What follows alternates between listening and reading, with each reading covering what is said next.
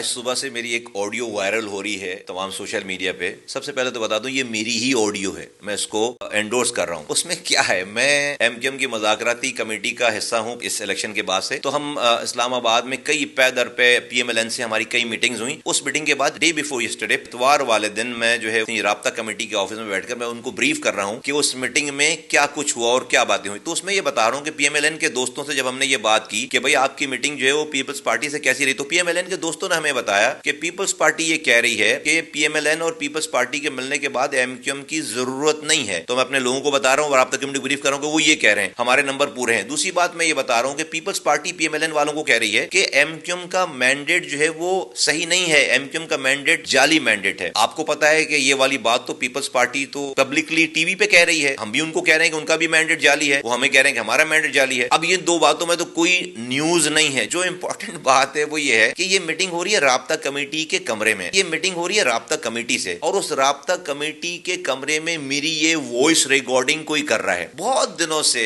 ہمیں یہ اطلاعات تھی کہ ہمارے رینکس اینڈ فائل میں کوئی ایم کیو ایم لندن کے لوگ بیٹھے ہوئے ہیں اور وہ ان کے لیے کام کر رہے ہیں. ہمیں پتہ نہیں چل پا رہا تھا, شک تھا کچھ لوگوں پہ, لیکن ہم کنفرم نہیں ہو پا رہے تھے. اس آڈیو نے ہمیں تمام فورنزک جب ہم نے اس کا چیک کرایا, معلوم کرا, تو ہمیں ایگزیکٹ پتہ چل گیا کہ کون ہے جو رابطہ کمیٹی میں بیٹھ کر ایم کیو ایم لندن کے لیے کام کر رہا ہے. کیونکہ یہ آڈیو ریلیز جو کی ہے وہ لندن نے کی, وہ سمجھنے کو بہت بڑی چیز ان کے ہاتھ لگ گئی ہے. نارمل گفتگو ہے جو کہ ٹی وی پہ بھی وہی بات ہو رہی ہے, اس میں کوئی سیکرٹ نہیں ہے. لیکن اہم بات اس کے اندر ہے کہ رابطہ کمیٹی کے اندر کی گفتگو جو ہے وہ کوئی ریکارڈ کر کے لندن کو بھیج رہا ہے. تو لندن نے اس کو صبح سویرے جو ہے اس کو ریلیز کر دیا, یہ سمجھ کے کہ بہت ہی بڑی کوئی چیز ان کے ہاتھ میں لگ گئی ہے. لیکن ان کو یہ اندازہ نہیں, جو ان کا ایک گھس بیٹھیا ہمارے درمیان بیٹھا ہوا ہے, جو ان کا ایجنٹ بیٹھا ہوا ہے, اس نے اس کی پکڑائی دے دی ہے. تو ہمیں ایگزیکٹلی پتہ چل گیا کہ ہمارے درمیان, ہمارے خلاف, اس پارٹی کے خلاف, اس قوم کے خلاف کون ہے, ہمارے خلاف کون کام کر رہا ہے. تو جس چیز کا ہمیں بہت دنوں سے انتظار تھا, کوششوں میں لگے ہوئے تھے, اس آڈیو لیک کے ذریعے ہمیں اس پرسنالٹی کا پتہ چل گیا کہ جو ہمارے خلاف کام کر رہے ہیں.